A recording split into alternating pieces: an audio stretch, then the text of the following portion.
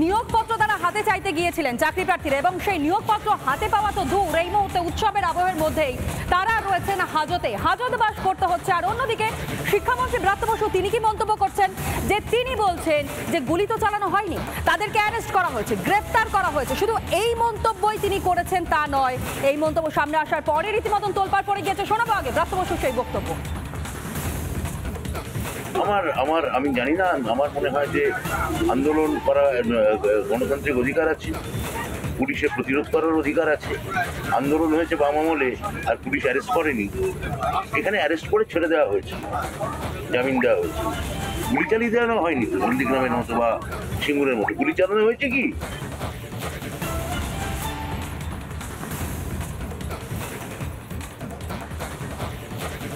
অর্থাৎ ব্রাত্য বসুর সেই বক্তব্য আপনাদের সামনে আমরা তুলে ধরলাম। তিনি আবার প্রশ্নও রাখছেন, গুলি চালানো হয়েছে কি, কমই বা কি হয়েছে, সেই প্রশ্ন তো করছেন। যাদের পরিবারের ছেলেরা তারা এই মুহূর্তে রয়েছেন হাজতে, এবং সেই পরিবারের সঙ্গে সৈকত আমাদের প্রতিনিধি এই মুহূর্তে আমাদের সঙ্গে রয়েছে, সেই চন্দনের পরিবারের সঙ্গে একেবারে সরাসরি কথা বলবো তোমার সঙ্গে সৈকত। এই মুহূর্তে বাড়ির লোকেরা তারা কি বলছেন, এরই মাঝে শিক্ষামন্ত্রী তার এই বক্তব্য, গুলি তো চালানো হয়নি।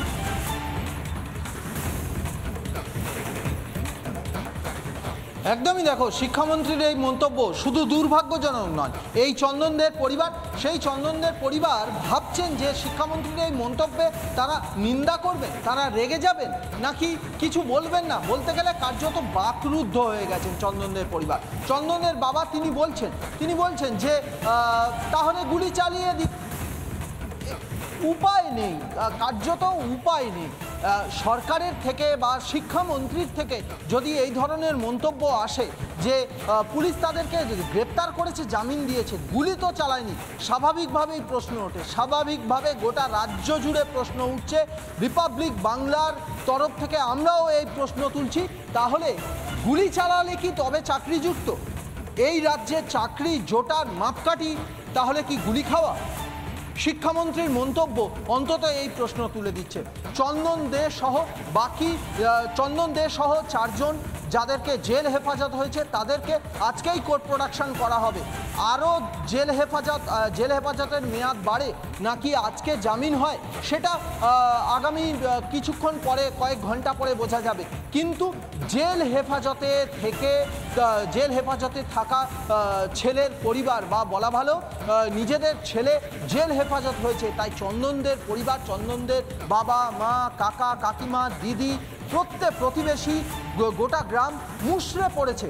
সেই অবস্থায় শিক্ষামন্ত্রীর এই মন্তব্য রীতিমতো বলতে গেলে তাদের ক্ষোভের আগুনে ঘৃতাহুতি দিয়েছে।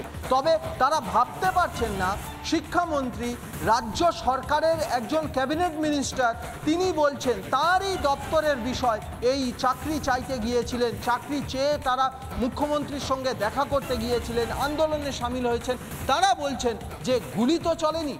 চন্দনদের বাবা বলছেন তাহলে গুলি চালিয়ে দিক। কার্যত বাকরুদ্ধ, কার্যত মানুষের কিছু সময় আসে, কিছু পরিস্থিতি এলে মানুষ কি করবেন ভেবে পান না, কিংকুর কর্তব্য বিমূঢ়। সেই পরিস্থিতি হয়েছে চন্দনদের পরিবার। এই দাঁতন এলাকার, বা বলা ভালো দাঁতন ব্লকের বেলদা থানার পোরলদা গ্রাম, এই পোরলদা গ্রামের চন্দনের পরিবার সহ আশপাশের লোকজন তারা কিংকর্তব্য বিমূঢ়। তারা কিছু বলতে চাইছেন না, তারা কিছু বলতে পারছেন না। এমনিতেই নিজেদের গ্রামের অত্যন্ত মেধাবী ছাত্র চন্দন দে, তার জেল হেফাজত হয়েছে চাকরি চাইতে গিয়ে। পাশাপাশি যদি শিক্ষামন্ত্রী এই ধরনের মন্তব্য করেন, সেটা কার্যত পোড়া কপাল বা দুর্ভাগ্য ছাড়া আর কিছু হতে পারে না। একেবারে তাই সৈকত, তুমি আমাদের সঙ্গে থাকো। অর্থাৎ কিভাবে রাজ্যের একজন ভারপ্রাপ্ত মন্ত্রী তিনি এ মন্তব্য করতে পারেন, চাকরি প্রার্থীরা কি ভাবছেন একেবারে সরাসরি জানবো আমরা। আমাদের সঙ্গে রয়েছে এই মুহূর্তে প্রিয়াঙ্কা। দীর্ঘদিন ধরে চাকরি প্রার্থীরা তারা এখানে বসে রয়েছেন এবং ন্যায্য দাবিতে তারা এখনো পর্যন্ত রাস্তায় বসে রয়েছেন। আজ বড়দিনের আনন্দে যেখানে শহর কলকাতা মেতে রয়েছে, সেখানে আজও তারা রাস্তাতেই বসে রয়েছেন। তারই মধ্যে শিক্ষামন্ত্রীর এমন বক্তব্য, কি বলছেন তারা প্রিয়াঙ্কা? একেবারেই তনয়া, দেখো আমি এই মুহূর্তে রয়েছে যেখানে আপার প্রাইমারি চাকরি প্রার্থীরা অবস্থান করছেন, অর্থাৎ মাতঙ্গিনী মূর্তির পাদদেশে। আমি কথা বলার চেষ্টা করব তাদের সাথেই, তার কারণ গতকাল শিক্ষামন্ত্রী ব্রাত্য বসুর একটা মন্তব্য যা এখনো পর্যন্ত যথেষ্ট সাড়া ফেলে দিয়েছে। কথা বলার চেষ্টা করব। দিদি, প্রথমে একটা জিনিস জানতে চাইবো, আপনারা ন্যায্য চাকরির দাবিতে দিনের পর দিন এজিটেশন করছেন, অবস্থান করছেন। শিক্ষামন্ত্রী বলছেন আপার প্রাইমারির চাকরি প্রার্থীদের তো পুলিশ গুলি করেনি, গ্রেপ্তার করেছেন। গুলি করলে কি শাসক দল বেশি খুশি হতো? আমার তো মনে হয় সেটাই, ওরা তো তাই চাইছে। ওদের যেটা মোটিভিটি দেখা যাচ্ছে তাতে ওদের জেল হেফাজত দিয়েও ওদের শান্তি হচ্ছে না। ওদের ইচ্ছা হচ্ছে যে ওদের যদি গুলি করে মেরে দেওয়া হতো তাহলে তো এই আন্দোলনটা হতো না, অনেকটা সবাই ভয় পেয়ে যেত, কেউ আর ন্যায্য অধিকার নিয়ে লড়তো না। যার জন্যই ওরা এটাই চাইছে, আমার সেটা মনে হচ্ছে ব্যক্তিগতভাবে। একেবারে তবে আমরা শুনলাম কি বলছেন, আমরা কথা বলার চেষ্টা করব আরও কয়েকজনের সাথে, তারা ঠিক কি বলছেন শোনার চেষ্টা করব। শিক্ষামন্ত্রী বলছেন পুলিশ তো গ্রেপ্তার করেছে, গুলি তো করেনি, ন্যায্য চাকরি চাইছেন, সেখানে শিক্ষামন্ত্রীর এহেন বক্তব্য, কি বলবেন? আমরা ইন্টারভিউ বঞ্চিত আপার প্রাইমারি চাকরি প্রার্থীবৃন্দ, যাকে আমরা শ্রদ্ধা করি, সম্মান করি, মাননীয় শিক্ষামন্ত্রী, তার মুখ থেকে এই রকম কথাবার্তা শুনে অত্যন্ত আমাদেরকে ব্যথিত করেছে।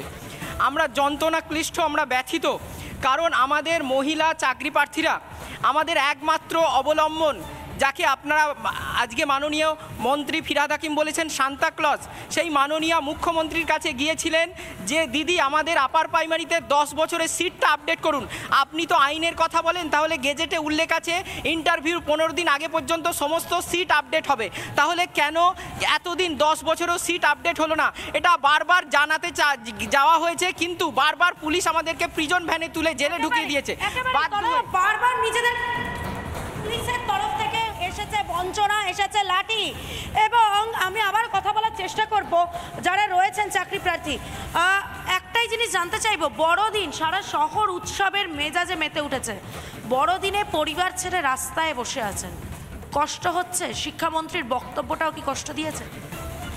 অবশ্যই শিক্ষামন্ত্রী হয়ে তিনি যদি বলেন যে গুলি করা হয়নি, গ্রেপ্তার করা হয়েছে, তাহলে আমার মনে হয় যে শিক্ষামন্ত্রীর উপযুক্ত বক্তব্য এটা হলো না। তাহলে কি গুলি করলে ভালো হতো? তার মানে কি উনি বোঝাতে চাইছেন যে চাকরি প্রার্থীরা যদি রাস্তায় নামে ভবিষ্যতে তাহলে গুলিও চলতে পারে? সেই ইঙ্গিত কি তিনি তাহলে দিলেন আমাদেরকে? আজকে যেখানে প্রদীপের তলায় অন্ধকারের মতন আমরা বসে আছি এই ধর্নাতলা চত্বরে, ধর্নাতলাই বলবো, কারণ আজকে আমরা যে পরিস্থিতিতে এসে দাঁড়িয়েছি, 10টা বছর আমাদের নিয়োগ নেই, সেই জায়গায় আমাদের শিক্ষামন্ত্রী হয়ে কিভাবে বললেন এই কথাটা? একেবারেই তনয়া, চাকরি প্রার্থীরা বলছেন তাহলে কি কোনো রকম আভাস দিলেন শিক্ষামন্ত্রী কোনোভাবে এরপরে ন্যায্য চাকরির দাবিতে যদি পথে নামতে হয় সেক্ষেত্রে কি গুলি চলতে পারে? এটা কি কোনোভাবে আভাস দিচ্ছেন? এমনই প্রশ্ন তুলছেন চাকরি প্রার্থীরা। একের পর এক উৎসব চলে যাচ্ছে রাজ্যের মধ্যে দিয়ে, সারা শহর উৎসবে মেতে উঠছে। তবে এই চাকরি প্রার্থীরা, আমার ভিডিও জার্নালিস্ট আলী হোসেন যেই ছবি দেখাচ্ছে, সেই চাকরি প্রার্থীরা অ্যাজিটেশন করছেন, অবস্থান করছেন। 9 বছরের যাদের চাকরি তারা বঞ্চিত হয়েছেন, তারা বলছেন 9 বছরের ধরে তারা বঞ্চিত হয়ে রয়েছেন এবং সেই কারণেই তারা দিনের পর দিন এই অবস্থান চালিয়ে যাচ্ছেন। এবং অবস্থান চালানোর পর প্রাপ্য কি তনয়া? প্রাপ্য হচ্ছে শিক্ষামন্ত্রীর বক্তব্য, গুলি তো করা হয়নি, গ্রেপ্তার করা হয়েছে, যা নিয়ে নিন্দার ঝড় এই চাকরি প্রার্থীদের মধ্যে। নিন্দা করছেন তারা, নিন্দা করছে গোটা বাংলা। তার কারণ আজ 25শে ডিসেম্বর বড়দিন, সান্তা ক্লজের থেকে অনেক কিছুই চাওয়া হয়, চাকরি প্রার্থীরা খুব বেশি কিছু চাইছেন না। চাকরি প্রার্থীরা চাইছেন নিজেদের ন্যায্য চাকরি, কারণ বয়স চলে যাচ্ছে। কবে পাবেন তারা চাকরি? উত্তর নেই কারো কাছে। উত্তর চাইতে গেলে আসে পুলিশের লাঠি, বঞ্চনা, গ্রেপ্তার এবং মন্ত্রীর বক্তব্য গুলি করা হয়নি। কোথায় যাবেন এই চাকরি প্রার্থীরা? কোথায় গিয়ে তারা নিজেদের দাবি জানাবেন? এই প্রশ্নেরই উত্তর এখন খুঁজছেন সমস্ত আপার প্রাইমারি চাকরি প্রার্থীরা। তো না, একেবারেই তাই প্রিয়াঙ্কা, এবং সেই প্রশ্নের উত্তর শুধু নয়, শুধুমাত্র চাকরি প্রার্থীরা নয়, আপাতত তোমাদেরকে ধন্যবাদ জানাবো। তবে তাদের অন্যায়টা কি ছিল? তারা তো কেবলমাত্র গিয়েছিলেন চাকরিটা চাইতে, তার জন্য এইরকমভাবে প্রহার তাদেরকে করা হবে, কখনো মারা হবে, কখনো চ্যাংদোলা করে তাদেরকে প্রেজেন্ট ভ্যানে তোলা হবে, গ্রেফতার করা হবে, এমনকি জামিন অযোগ্য ধারায় মামলা পর্যন্ত তাদের বিরুদ্ধে দেওয়া হবে।